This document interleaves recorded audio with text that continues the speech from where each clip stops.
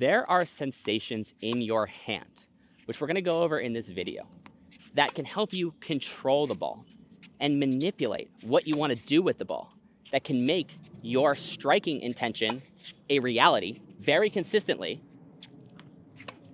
but not in a way that's going to make you feel tight and get you hurt. So what we're going to do is help you feel those sensations, and once you can feel them, you're going to be able to relax, have full confidence in the way that your racket head is going to come through the air, and trust your swing. The first sensation we're going to talk about is this part of the hand. And with the Eastern grip, this is very, very relevant.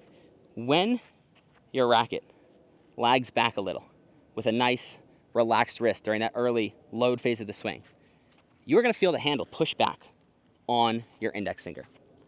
And that sensation of the pressure on the back of the index finger is really going to help you release the energy stored in your wrist in the direction that you want to release it.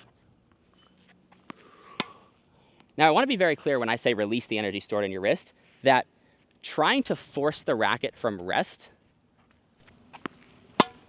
So funny enough, I wasn't actually able to do a demo where I used my hand from rest.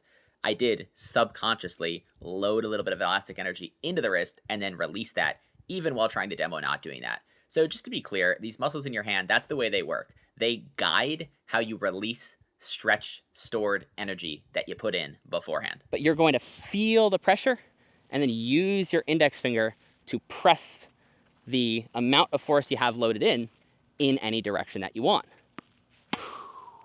Oh, I almost got that one. And now I want to stress that these feelings in your hand, they are feelings that help you sense the orientation of the racket head for the purpose of control. When we try to generate power, if you try to generate it from your hand, you're probably going to lose control and you might even hurt yourself. When we look at, kinematics graphs, a lot of the conscious adjustments with the forearm and the hand are for directional control. They are not for generating force.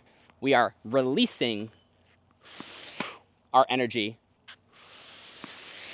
in a directed way, not trying to create a ton of energy using our tiny little index finger. Now, the semi-Western grip, it's a little bit different. The most vivid sensation is the strong fingers and the bottom of your hand in the front of your racket handle. So instead of focusing so much on the index finger, which you still can experiment with that, the bottom of your hand is so stable and gives you such great control with all these fingers in front of your contact of exactly how your swing is coming through the air. And so all I'm doing here, I look at the target, feel that sensation in the hand, and I let my intuition figure out how to use it to get the ball closer and closer to the target. Now, just like we said with the Eastern, we're not overswinging from the hand. This is a control tool. These sensations in the hand are not meant for creating power. They are meant for directing the energy that you already created where you want that energy to go. Now, one of the most useful times for these hand sensations is on lower balls. Because on lower balls, if you don't know what your racket head is doing, if you don't feel like you can manipulate the ball, you just can't really do anything. Now, this is a drill that, Alexa probably did 10,000 times while she's developing her own forehand and just building that intuitive sense of what the hand feels like, how to feel that sensation, use it to manipulate the ball, and of course, critically, use the hand for control and release of energy, not to try to create energy with it by itself. Now, I know this looks crazy impressive, but this is after doing this 10,000 times. Start with this, let your intuition work on those sensations in your hand, and you can get here with practice. To work this into your full game, you are connecting your feet and your butt and your trunk to that striking intention with your hand.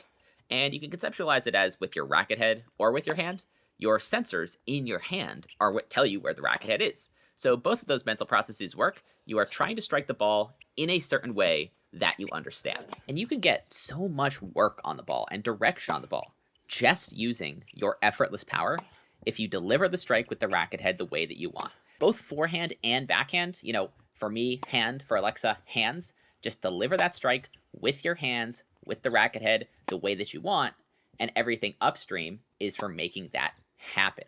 You need to build intuition in order to do that. You can't be like thinking, oh, I'm going to move my fingers like this and the racket. No, no, no.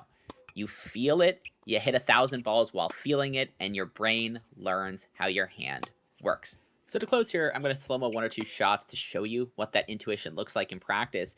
This is kind of a weird follow-through, but all that's happening here is that Alexa knows, she has a sense for how she wants to strike the ball with the hand, with the racket head, and so she does it.